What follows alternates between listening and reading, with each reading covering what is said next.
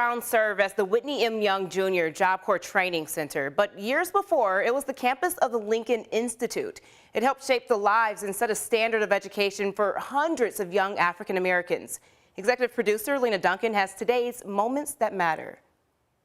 Interracial classrooms were a way of life for students at Berea College. But things changed in 1904 when the Kentucky legislature passed the Day Law. I lived exactly 1 block walking distance from the nearest high school, which was Shelbyville.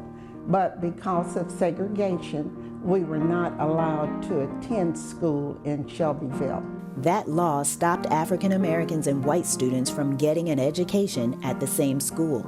Doors were closed to blacks at Berea College, but on October 1st, 1912, they were welcomed inside the Lincoln Institute of Kentucky.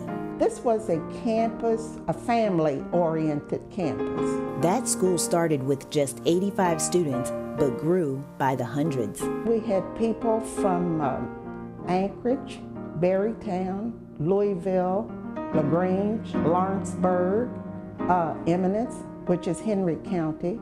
Lincoln Institute was soon recognized as one of the premier schools for African Americans, including boarding students from places like Honduras and Cuba. It opened up avenues for me that made me want to travel and to reach out and to meet other ethnicities. It was a place where the curriculum was rich in education and life. The teachers were like family to us. They cared.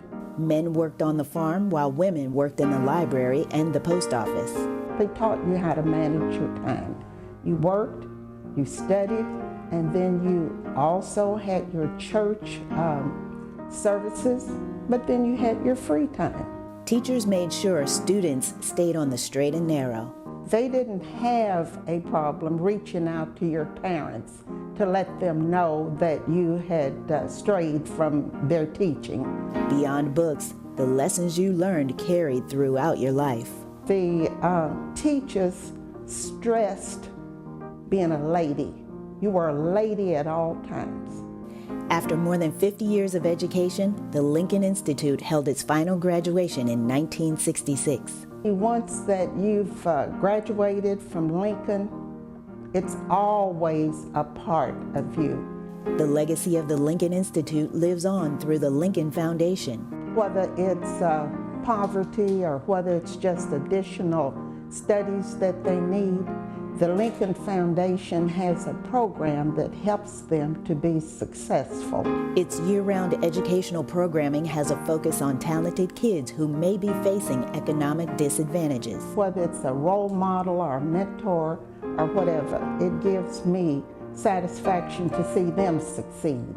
Lena Duncan, WHAS 11 News. And the Lincoln Foundation keeps their educational programs going thanks to dozens of sponsors and donations. If you would like to help, we have a link to more information on WHAS11.com.